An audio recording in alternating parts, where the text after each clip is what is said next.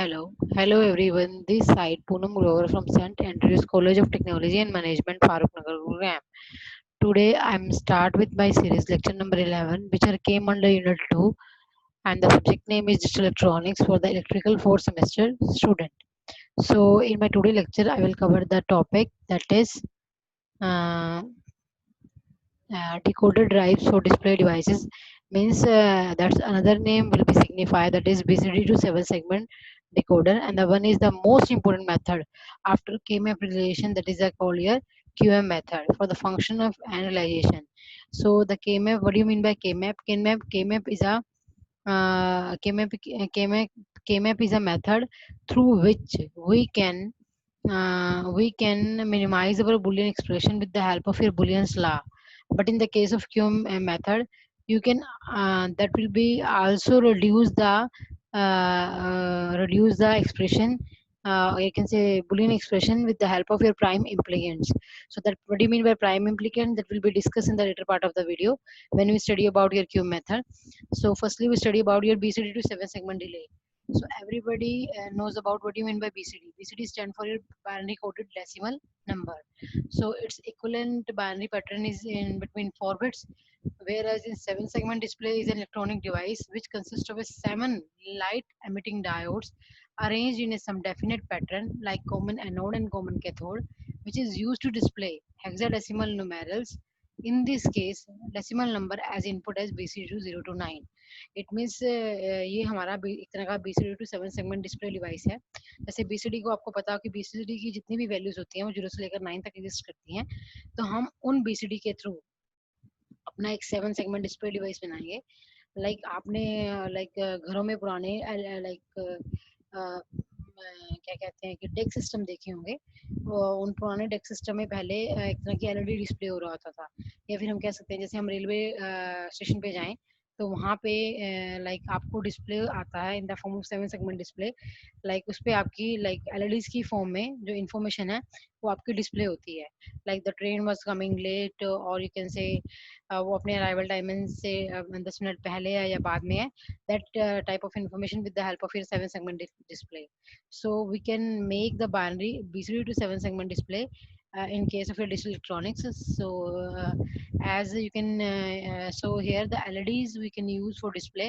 So in LED that will be either used in common anode configuration or either common cathode configuration. If you use a common cathode, it means you can apply the supply at positive terminals. If you are using common anode, it means you can apply the supply at cathode terminals. Clear?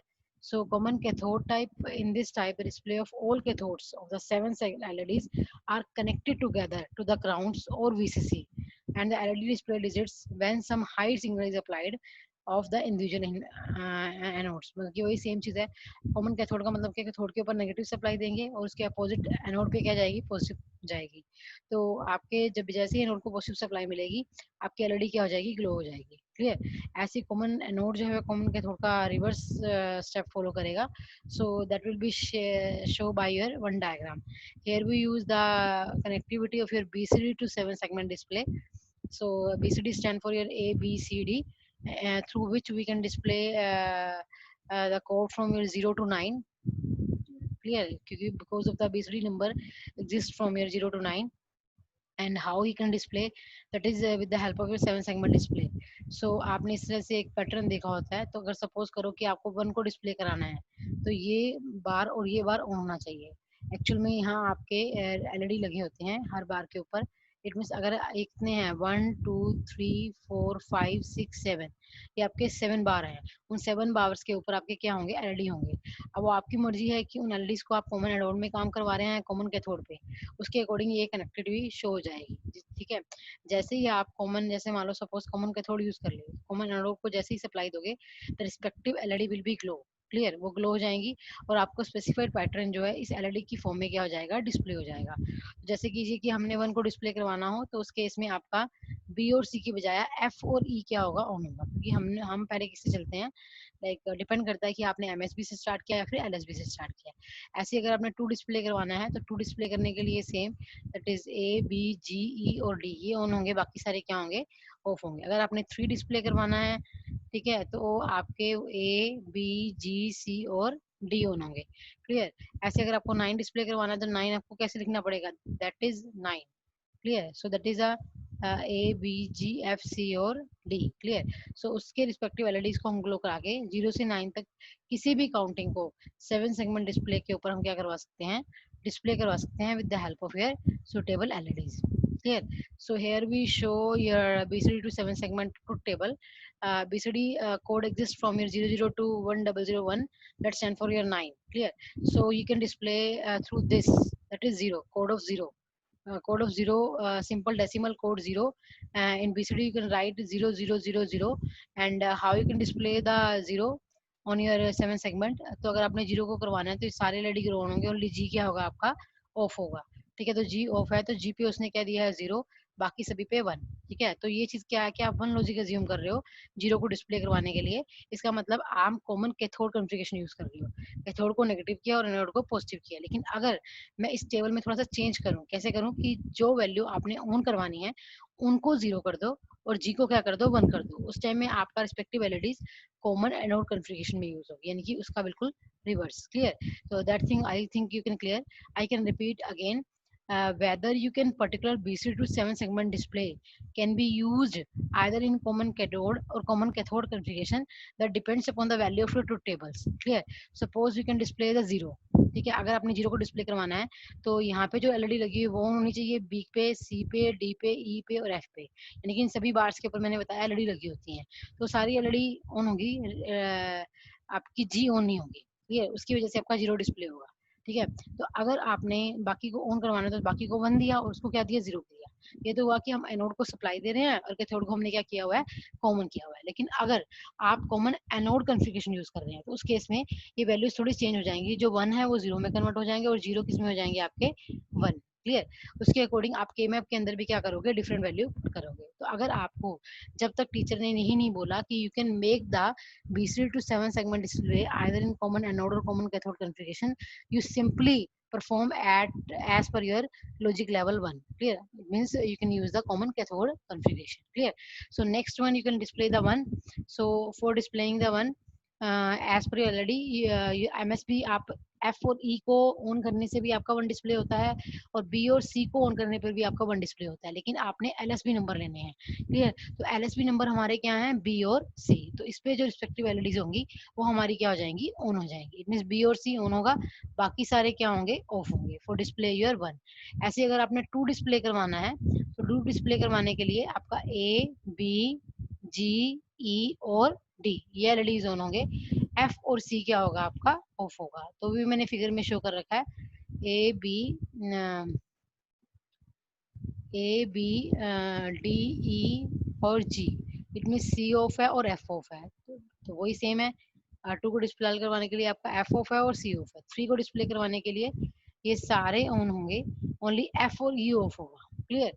तो F और E of है 3 में देखिए ये that is part of 3, इसमें F और E of है, बाकी सारे क्या है 1 है। ठीक है। ऐसे ही फिर अगर आपको मान लो 5, 6, 7 को ऑन करवाना है तो उसके रिस्पेक्टिव एलईडी आप क्या करेंगे ऑन और बाकी को क्या रखेंगे, ऑफ रखेंगे। जैसे सपोज करो कि हमने 9 डिस्प्ले करवाना है, 9 कैसे लिखा जाएगा, that block will be show your 9, only E or D, sorry, only E will be off at 9।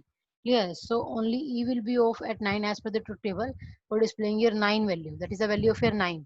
तो E आपका ऑफ, बाकी सारे क्या होंगे 1 होंगे। तो हम यही लॉजिक किसके लिए यूज करेंगे, अनदर क्राइटेरिया के लिए यूज करेंगे। Clear.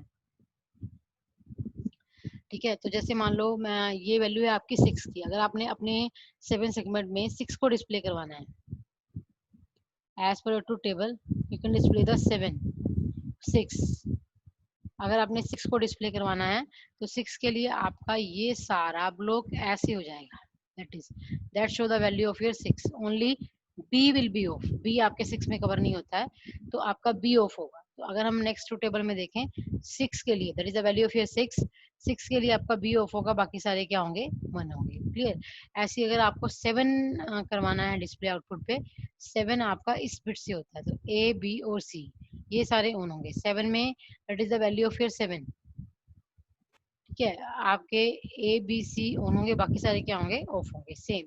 Clear. So that logic will be implement to your BCD। आपने 9 0 से लेकर 9 तक की वैल्यू को आपने क्या करवाया, थ्रू एलईडी क्या करवाया है, लाइक ऑन करवाया है तो आपने उस लॉजिक को 1 रखा, अदरवाइज क्या लिया आपने 0 लिया है। तो अब आपने किस में कन्वर्ट करो, एक तरह का ये decoder that is a type of your converter. It means इसने बीसीडी वैल्यू को आपके 7 सेगमेंट डिस्प्ले में कन्वर्ट किया है। क्लियर? तो आप क्या करेंगे, आपके जिस चीज में कन्वर्ट होता है उसके लिए आप केमे बनाते हैं, तो आपकी A B C D E F और जी, इन 7 वैल्यूज के लिए आपका के मैप क्या होगा, लाइक ड्रा होगा। 7 बार आप के मैप बनाएंगे, लेकिन उसके अंदर वेरिएबल क्या रखेंगे, ए बी सी और डी। तो सपोज करो कि अगर देखो ये 9 तक वैल्यूज आ रही है, तो नेचुरल सी बात है कि हम 4 वेरिएबल का के मैप यूज करेंगे। 2 करने पर आप 8 वेरिएबल्स का के मैप यूज करते हैं, लेकिन उसमें तो कवर हो नहीं रहा है, तो आप क्या करेंगे, आप फिर 4 वेरिएबल का के मैप यूज करेंगे। देखो मैंने अपनी फिगर के अंदर that will B show your 4 variable के मैप हियर। क्लियर? सो ध्यान से देखिए, आपने 4 वेरिएबल का के मैप यूज किया है। अगर आप, उसने क्या लिखा है, ए बी इस तरफ है, सी डी इस तरफ है, तो उसने नंबरिंग कुछ इस वजह से की हुई है, 0 1 2 3 4 5 6 7 8 9 10 11 12 13 14 एंड 15। क्लियर? तो ये वैल्यू आपने एक बार इक्वेशन के अंदर जैसे आपके मैप की वैल्यू पुट करवाते हो, अब आप अपनी फिगर को चेक कीजिए, जो ट्रूथ टेबल आपने बनाई है उस ट्रूथ टेबल में आपके किन वैल्यूज पे 1 आ रहा है। क्लियर? तो आपका जो 1 है वो किस वैल्यू पे आ रहा है फॉर ए के लिए। जैसे हम ए को देखें तो ए के लिए आपका 1 आ रहा है, किस पे नहीं आ रहा है ये चेक कर लीजिए, क्योंकि 1 ज्यादा बार है और 0 कम बार है, तो हम एक याद रखने का तरीका देखिए, 1 चेक कर लीजिए आपका 0 किस पे नहीं आ रहा, यानी कि 0 वैल्यू किस पे आ रही है, तो वो हम नहीं लेंगे। क्लियर? तो 0 वैल्यूज आपकी आ रही है 1 पे, और सेकंड आ रही है आपकी that will be 100, that is 1248, that is 1244 पे आ रही है। क्लियर? तो आपकी 1 और 4 पे वैल्यू क्या आ रही है, 0 आ रही है इन केस ऑफ योर ए में आपकी 1 पे और 4 पे वैल्यू क्या आ रही है, 0 आ रही है। तो हमने भी अपने के मैप के अंदर जब हमने ए के लिए के मैप बनाया, तो उस ए के लिए के मैप के अंदर हमने 1 पे देखो 0 1 2 3 4 5 6 7, मैंने क्या किया, 1 और 4 पे क्या पुट करवा दिया, 0 पुट करवा दिया। तो जहाँ-जहाँ 1 है हमने वहाँ 1 क्या करवा दिया, प्लेस करवा दिया। अब एक चीज़ याद रखने की इसमें ये क्या है कि हमने लाइक जो वैल्यू, जैसे आपका बीसीडी कोड जो है वो अप टू 9 तक एग्जिस्ट करता है एज पर ट्रूथ टेबल, 9 की वैल्यू जो है वो आपको कंसिडरेशन में नहीं होती। तो जब हम के मैप निकालेंगे फॉर द ए के लिए, तो जो 9 के बाद वाली वैल्यू है उसको हम क्या मान लेंगे, don't care. Clear? So here we put the after 9 the remaining value will be put, और you can say assume as don't care. तो हमने उन वैल्यू को क्या पुट करवा दिया, डोंट केयर। मैंने पहले भी बताया था आपको के मैप का जब टॉपिक कवर किया था, don't care is behave as per your k mapping when you done the k mapping with the help of a don't care in SOAP, that value will be considered as 1। लेकिन अगर आप post के according कर रहे हैं तो आपके don't care की वैल्यू क्या कंसिडर होगी, 0। ठीक है? अब आप पेयरिंग कीजिए, तो मिनिमम आपका मैक्सिमम पेयर देखना है, ये 8 का बन रहा है, इधर से 4 का बन रहा है, और इन 4 का भी बन रहा है। क्लियर? डोंट केयर कभी भी पेयर नहीं बनाएंगे, लेकिन अगर मैक्सिमम पेयर कवर करना है तो आपका 8 का ये वाला बन रहा है, एक पूरा ब्लू वाला, देन ग्रीन वाला, देन येलो वाला, ये आपके 4 क्या बन रहे हैं, के में बन रहे हैं। क्लियर? अब इसे सिंप्लीफाई कीजिए, अगर आपने इन दोनों को देखा तो इस पे क्या आएगा, सी डी, इस पे क्या आएगा, सी डी बार। ठीक है? तो सी आपका क्या आ गया, कॉमन आ गया यहाँ से, उसके रिस्पेक्टिव में सारे क्या हो जाएंगे, 1 हो जाएंगे, तो एक इम्प्लीकेंट क्या आ गया, आपका सी आ गया। क्लियर? ऐसे जब आपने इसके लिए बनाया 4 वेरिएबल्स के लिए, तो यहाँ से क्या कॉमन निकलेगा, डी, और यहाँ से क्या कॉमन निकलेगा, क्योंकि जो टर्म 1 में है वो कॉमन निकलती है, तो यहाँ से क्या कॉमन निकलेगा, B. It means B D आपका सेकंड आ जाएगा। क्लियर? ठीक है? ऐसे ही सॉरी, नेक्स्ट कवर करेंगे आप 8 के लिए। 8 के लिए आपका ये चारों तो 1 हो जाएंगे, लेकिन इन दोनों को देखें तो इन दोनों पे ए बी आ रहा है, और that is A B bar, तो बी प्लस बी बार तो 1 हो गए, ओनली क्या बचा, ए बचा। तो मैंने उस फॉर्म में मैंने क्या लिखा हुआ है, यहाँ पे ए लिखा हुआ है। तो जितने आपके मैक्सिमम पेयर बन सकते हैं उसको आपने कवर किया है। इसमें एक ओरिजिनल 1 जो है वो पेयरिंग में कवर होना जरूरी था, तो ये जो 1 था सिंगल, वो किसी के साथ पेयरिंग कवर नहीं कर रहा, इसलिए आप इस सिंगल 1 को इस सिंगल 1 के कॉर्नर के साथ क्या करवा दोगे, क्वाड्रेंट की पेयरिंग करवा दोगे। क्लियर? ठीक है? तो जब इसको सिंप्लीफाई करोगे तो उसकी वैल्यू आपकी आ जाएगी B D bar. Clear? It means B bar D bar आएगी वो वैल्यू।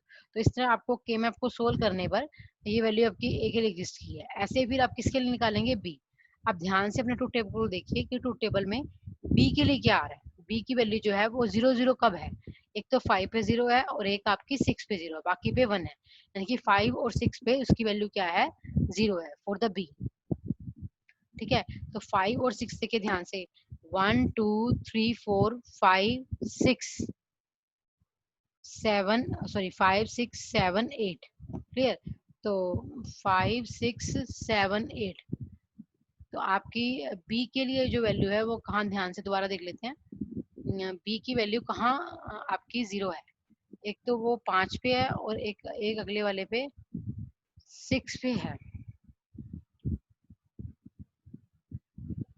क्लियर, वैसे भी आपने यहाँ पे 6 डिस्प्ले करवाना है, तो एक बार वेरीफाई कर लेते हैं। 6 के लिए आपका ओनली बी ऑफ होगा, ओनली बी ऑफ होगा 6 के लिए। तो अगर मैंने इस चीज को अपनी बीक में कवर किया है, तो आपने वही सेम चीज यहाँ कंसिडर की है। आपने क्या किया, 1 2 3 4 5 6, 6 पे 0 है, 7 8 और 7 पे 0 है। I think that will be wrong hair, क्योंकि आपने ओनली 6 को डिस्प्ले करने के लिए ओनली 5 को ऑफ किया, बाकी सारे क्या हैं आपके ऑन है। क्लियर, तो आपने उन वैल्यूज को 1 पुट करवाया, 9 के बाद जितनी भी वैल्यू उसको क्या पुट करवा दिया, डोंट केयर पुट करवा दिया। उसके बाद आप पेयरिंग करोगे, तो अगर जब आप इस 8 की करना चाहो तो उसमें 0 आ रहा है तो वो पेयरिंग नहीं करोगा, लेकिन चारों की हो सकती है। ठीक है, और इन पूरे 4 की हो सकती है, यहाँ से इन पूरे 4 की हो सकती है, और ये लास्ट वाले 8 की हो सकती है। ठीक है, तो अगर आप देखें तो क्या वैल्यू आएगी, पहले इन 4 के लिए, इन 4 के लिए आएगी ए बार बी बार, क्योंकि ये इस पार्ट से कवर होती है। क्लियर, ठीक है, नेक्स्ट कहाँ से आएगी आपकी, ये वाले इस 4 के लिए और इस 4 के लिए, तो इस 4 के लिए वैल्यू आएगी सी बार डी बार, और इसके लिए सी डी, सी बार डी बार सी डी आ जाएगी। अब आपका लास्ट पेयर बचा है ये वाला, तो ये वाले से ये सारे इम्प्लीकेंट तो बन हो जाएंगे। यहाँ से क्या कॉमन आएगा बोलिए, यहाँ से कॉमन आएगा आपका ए बी बार, तो यहाँ से ए कॉमन आ जाएगा, प्लस में क्या लिख देंगे A. Clear, so that is a simplification for your B.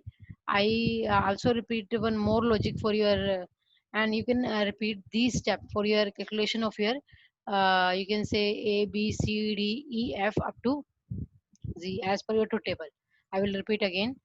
तो आप क्या करेंगे, अपने ट्रू टेबल के अंदर, अब जैसे मान लो आपने वैल्यू सी के लिए डिस्प्ले करनी है, तो सी में सी वैल्यू 0 कहाँ पे है, यहाँ पे 2 पे 0 है, बाकी सब पे क्या कर देंगे 1 कर देंगे, और 9 के बाद वाली वैल्यू को क्या पुट करवाएंगे, डोंट केयर। उसके बाद पेयरिंग करके हम सी के लिए बुलियन एक्सप्रेशन की फॉर्म में आउटपुट निकालेंगे, and same as for your D E F और जी। क्लियर, तो आप उन सभी के लिए भी वैसे निकालेंगे, और निकालने के बाद जितने भी आपकी वैल्यू डिजाइन हो रही है उसको आप किसी लॉजिकल गेट्स के थ्रू क्या कर सकते हो, डिजाइन कर सकते हो। क्लियर, सो वैसे लॉजिकल गेट के थ्रू डिजाइनिंग मैंने पहले भी आपको कवर किया है। ठीक है, next is called your 7 segment display की एप्लीकेशन कहाँ है, कि ये कहाँ यूज हो रहा है। That one of the most useful application in your digital calculator और डिजिटल क्लॉक। आपने देखी होगी क्लॉक में जो कई बार बच्चों की जो वॉचेज आती हैं उसमें टाइम आपको रिटन फॉर्म में आता है, डिजिटल फॉर्म में आता है, तो किसकी वजह से आता है, जैसे उसके ऊपर लिखा होता है 7 और 2, जो भी टाइम होगा वो डिजिटल फॉर्म में डिस्प्ले होता है। then various measuring instrument, digital watches and digital counters. Clear, so here we complete the topic for, you can say display device, drives and control. And next we can come with your QM method. So the QM method is a very interesting topic, and that in exam you will also attempt one question based upon your QM method. तो हमेशा QM method के ऊपर आप जितना जो भी university का paper उठाएंगे आपको एक क्वेश्चन जरूर मिलेगा QM method के ऊपर. So that topic is very interesting for you. So in QM method we can follow the QM method का another name है tabular method, यानी कि हम इसमें different tables बनाते हैं, उन tables के अकॉर्डिंग हम प्राइम इम्प्लीकेंट निकालते हैं, और वो टेबल तब तक रिड्यूस होंगी जब तक हमें प्राइम इम्प्लीकेंट मिलना बंद ना हो जाए।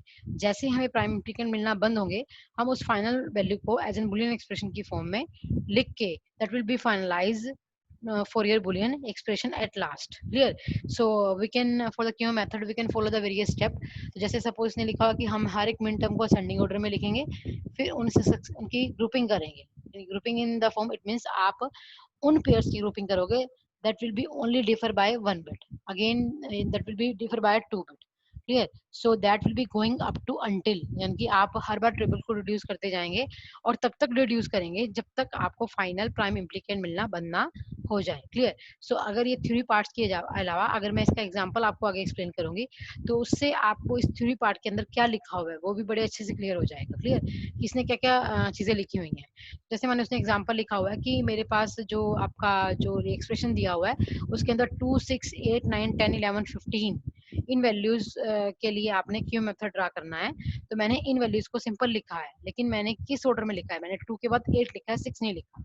तो why we can not write here 6, so that will be consider as कि आप जो भी आपके पास क्वेश्चन इस फॉर्म में आएगा कि ये जो आपकी सम ऑफ प्रोडक्ट फॉर्म है, लिखा होगा y is equal to summation of m small m, और ब्रैकेट में लिखा होगा 2 6 8 9 10 11 एंड 14 15। इन वेरिएबल्स को आप क्यू मेथड से क्या करेंगे, सोल्व करेंगे। क्लियर?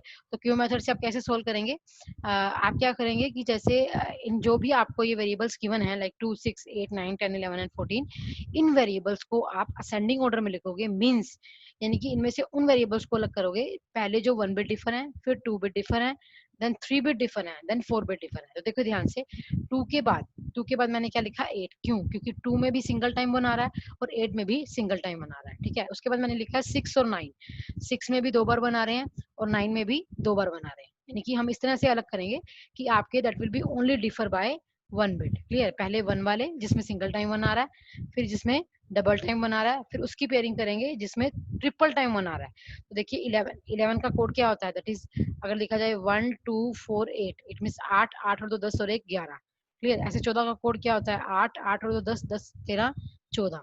ठीक है, ये 0 हो जाएगा। 15 का कोड क्या होता है, ऑल वंस। तो मैंने इनकी ग्रुपिंग बना दी, यानी कि जिसके अंदर सारे ओनली सिंगल टाइम बना है वो एक ग्रुप के अंदर आ गए, जिसके अंदर 2 टाइम बना रहे हैं वो एक ग्रुप के अंदर आएंगे, उसकी वैल्यू क्या है 6 9 और 10।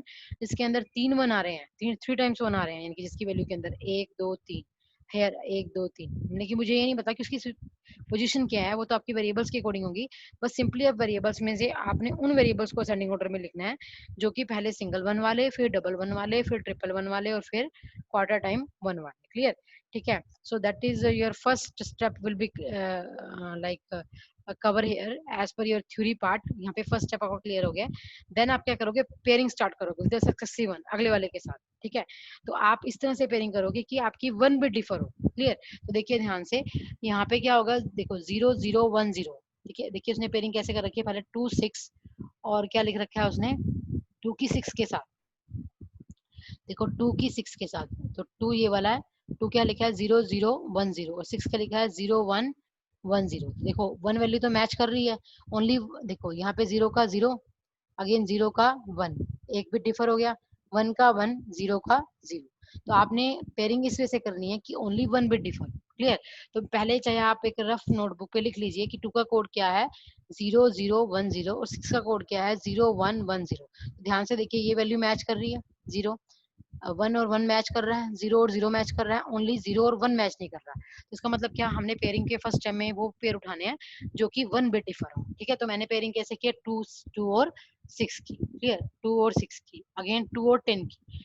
ठीक है, तो 2 और 10 की करोगे तो 2 में देखो 2 की वैल्यू क्या है 0 0 1 0 और 10 की देखो ये 0 और 1 डिफर हो गए, यहाँ 0 सेम है, यहाँ 1 सेम है और यहाँ 0 सेम है। तो फर्स्ट वैल्यू आपकी क्या डिफर है, W वाली। तो वही सेम चीज मैंने W जो डिफर है उसको आप किससे शो करोगे, हाइफन से शो करोगे। क्लियर? ऐसे ही same as for your another value. ठीक है, नेक्स्ट आपने पेयरिंग की अगेन 8 और 9 की। इट मींस आप फर्स्ट 2 ग्रुप के अंदर जितनी पेयरिंग कर सकते हो उतनी करोगे जब तक आपका 1 बिट डिफर होना बंद ना हो जाए। क्लियर?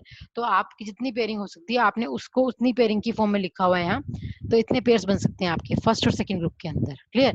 नेक्स्ट क्या करोगे आप सेकंड और थर्ड के अंदर। इट मीन 6 की जब 11 के साथ की तो 6 की वैल्यू क्या है 0 1 1 0 और 11 की क्या है, यहाँ पे 1 बिट डिफर हो गई। ठीक है, 11 में फिर यहाँ 0 और 1, फिर 2 बिट डिफर हो गई है। तो ये 6 और 11 का पेयर नहीं चलेगा, 6 और उसने लिख रखा है, यानी कि आपकी ओनली 1 बिट डिफर होने चाहिए। इट मींस बाकी की तीनों बिट क्या करने चाहिए, उस वैल्यू के साथ मैच करने चाहिए। क्लियर? जैसे आपने 6 और 14 का लेना है तो 6 और 14 के अंदर आपकी 3 वैल्यू मैच होनी चाहिए और एक वैल्यू मैच नहीं होनी चाहिए। It means only 1 bit differ होना चाहिए। क्लियर? तो ऐसे आपने क्या लिखा है 6 एंड 14।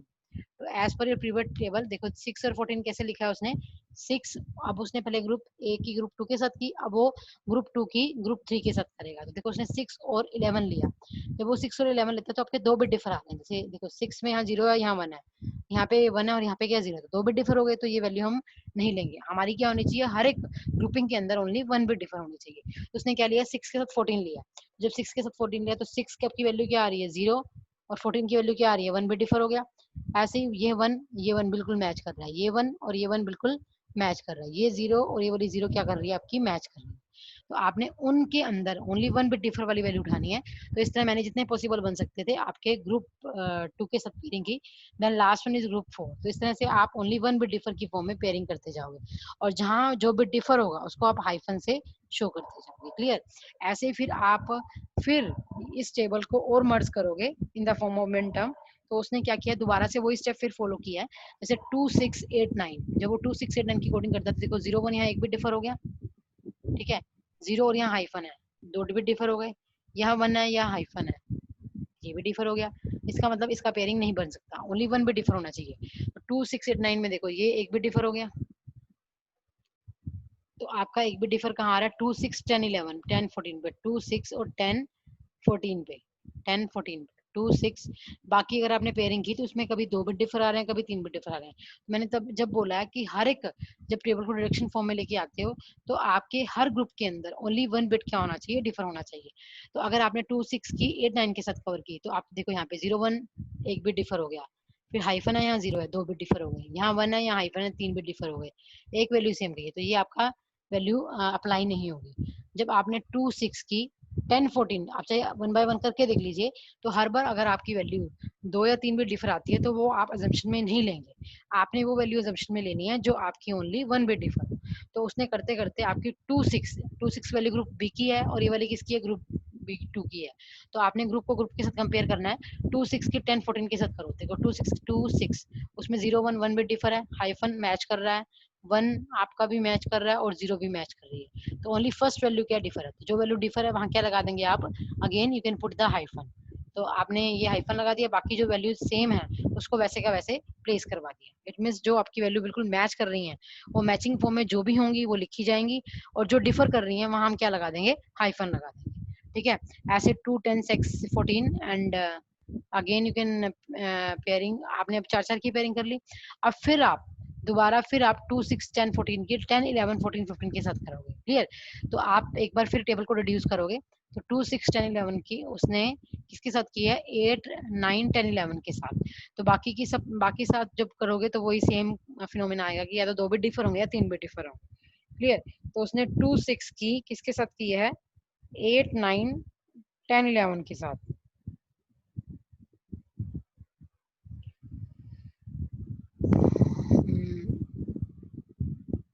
सॉरी, आपकी वैल्यू ये वाली आ रही थी, तो देखो यहाँ पे 2 6 10 14, देखो ये वैल्यू, देखो चाहे ये वैल्यू बिल्कुल सेम है, थोड़ा सा बिट डिफर आ रही है, तो आप इसको सिंगल टाइम लिखोगे। सॉरी, नेक्स्ट टेबल के अंदर देखो ये वैल्यू बिल्कुल सेम है, अगर इसको आप थोड़ा चेंज करके लिखे जाए तो सेम वेरिएबल तो सेम आ रहे हैं ना, तो उसको सिंगल टाइम लिखेंगे। इट मीन्स 2 6 10 और 14, अगले वाले में 8 9 10 और 11, और अगले वाले में 10 11 14 एंड 15। तो आप 3 के लिए ये लिख लोगे। क्लियर? उसके बाद 2 6 10 14 की वैल्यू क्या आई है आपकी, दैट इज सेम आ रही है, देखो डैश डैश 1 0। तो मैंने इसकी वैल्यू क्या लिखी है नेक्स्ट टेबल के अंदर, डैश डैश 1 0। उसके बाद 8 9 10 11 की क्या आई है, 1 0 dash dash, again 1 0 dash dash. उसके बाद लास्ट की क्या आ रही है, 1 dash 1 dash 1 dash 1 dash. Clear? ठीक है, तो इस तरह से आपने उन वैल्यूज को लिख लिया।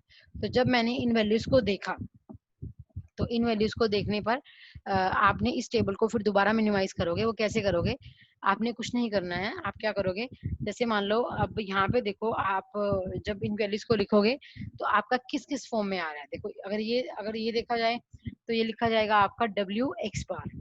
ठीक है, इसको क्या लिखोगे, वाई जेड बार। और सिंपल वन वाला कैसे लिखा जाएगा, डब्ल्यू एंड वाई। तो आपके 3 वेरिएबल्स आएंगे फॉर इस चीज के लिए। क्लियर? तो उन तीनों वेरिएबल्स को आप नेक्स्ट टेबल में लिख दोगे यहाँ पे। ठीक है, अब आप क्या करोगे, उन तीनों वेरिएबल्स को लिखा, तो जो वाई जेड बार आया है, जैसे 2 6 10 14 की वैल्यू क्या आई है, वाई जेड बार आई है। क्लियर? इसकी वैल्यू क्या आ रही है, डब्ल्यू एक्स बार, और इसकी क्या आ रही है, डब्ल्यू और वाई। क्लियर? तो उन तीनों वैल्यूज को उठा के मैंने यहाँ लिख दिया। क्लियर? ठीक है, उसके बाद वैल्यूज जहां जहां जिसके कारण आ रही है उसकी वैल्यू को वहां पुट करेंगे। तो ये क्या आ रही है, डैश डैश 1 0 2 6 10 14 की क्या आ रही है, dash dash sorry Y Z bar. अब आपका जो क्वेश्चन था उसको आपने सिंपल फॉर्म में लिख दिया, उनके वेरिएबल्स के नाम लिखे। उन वेरिएबल्स के नाम के अंदर आप वैल्यू पुट करवाएंगे तो आपका फर्स्ट वेरिएबल 2 6 10 14 कितना आ रहा है y z बार, और वो किस पे आ रहा है 2 6 10 14 पे। तो आपने 2 6 10 और 14 को क्या कर दिया 1 कर दिया for the y z bar. Next value क्या आ रही है आपकी, दैट इज w x बार, किस पे आ रही है 8 9 10 14 पे, 10 11 पे, 8 9 10 तो देखो 8 9 10 11 पे आपने क्या पुट किया पर 1। Next again W Y here, क्योंकि यहाँ पे W1 है और Y1 है तो आंसर में क्या आ जाएगा WY। WY के लिए वैल्यू क्या है 10 11 14 एंड 15, क्लियर। तो यहाँ पे क्या किया 10 11 14 एंड 15 आ गया, क्लियर। तो अब आप इस टेबल के अंदर जिनके अंदर ओनली सिंगल वैल्यू आ रही है, इट मीन्स ये सिंगल वैल्यू वाला है, ये सिंगल वैल्यू वाला है, जिसके अंदर जैसे 3 वैल्यूज आ रही है वो नहीं लेंगे, डबल टाइम वाली भी नहीं लेंगे, ये वाली नहीं, ओनली सिंगल वाली, ओनली सिंगल टाइम आ रही है, देखो ये। इसका आंसर क्या आ जाएगा वाई जेड बार। अगेन 6 का आंसर अगेन वाई जेड बार। इसका आंसर क्या आ जाएगा डब्ल्यू एक्स बार। इसका आंसर क्या आ जाएगा डब्ल्यू एक्स बार। और लास्ट वन के लिए क्या आ जाएगा डब्ल्यू वाई, क्लियर। तो उसको आप सिंगल टाइम लिखेंगे तो आंसर में आपका आपने क्या किया,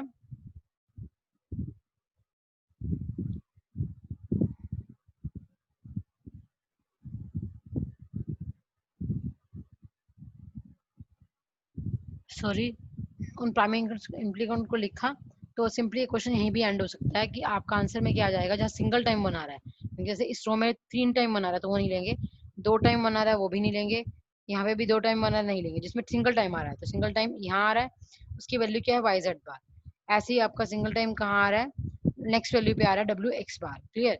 ऐसे सेम सिंगल टाइम वन का आ रहा है आपका डब्ल्यू वाई पे। तो इस तरह आपके 3 वैल्यूज मिलेंगी आपको के मैप के अंदर, that is Y Z bar W X bar and W Y आ जाएगा आंसर में।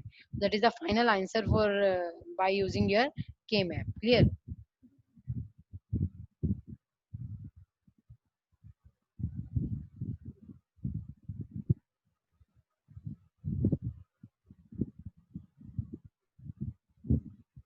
क्लियर, तो आप इसमें क्या करेंगे, उनको उठाएंगे और उनके आंसर की फॉर्म में लिख देंगे।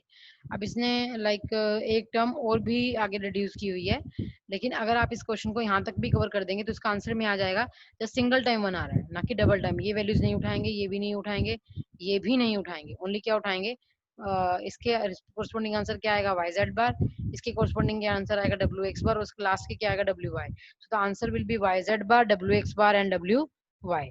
So that is a simplification of your QM method. So that method is very interesting for you, and that is more simplify as per your KMap. KMap में भी हम जब बुलियंस ला यूज करते हैं तब भी हमें कुछ अगर कुछ कंफ्यूजन हो जाए तो वहीं पे भी वैल्यू आंसर में रॉन्ग निकल जाता है, लेकिन इस वैल्यू में थोड़ा लेंथी मेथड जरूर है, लेकिन that will B give the accurate result over your KMap method, clear. So that will be clear I think that topic. So आपको इस क्यू मेथड के ऊपर एग्जाम में क्वेश्चन पक्का मिलेगा, तो आप कम से कम इसके 2 या 3 एग्जाम्पल अपने हाथ से करके देखिए, उसके बाद ये मेथड आपको लाइक रियलाइज हो जाएगा कि how you can implement any boolean function with the help of your q method, and the q method is another name is called your tabular method, clear. तो कई बार एग्जाम में question पूछ लिया था कि टेबुलर मेथड किसको बोलते हैं, वो आपको क्यू मेथड को ही बोलते हैं, ठीक है। और BCD टू 7 सेगमेंट के बारे में बताया है, तो कई बार BCD टू 7 सेगमेंट में कॉमन एनोड और कॉमन कैथोड के बारे में पूछ लिया जाता है कि इन दोनों में क्या डिफरेंस है, तो आप as per your connection change how the circuit will be behave, clear. तो उसमें कौन सी एलईडी ग्लो होंगी कौन सी नहीं होंगी, that will B cover in exam point of view. और 10 नंबर में आपको ये सारा क्वेश्चन आ जाएगा, BCD टू 7 सेगमेंट डिस्प्ले आपने बनाना है, क्लियर है। वो बताएगा कि एक्टिव लो पे बनाना है या एक्टिव हाई पे बनाना है। अगर आपने एक्टिव लो पे बनाना है तो उन वैल्यूज को आप 0 मानोगे, अदरवाइज क्या मानोगे 1 मानोगे, जो कि मैंने पीछे ट्रुथ टेबल में आपको बताया है, clear. So that topic is very interesting for you और also as per your exam point of view, ठीक है। So thank you very much for listening my lecture, thank you.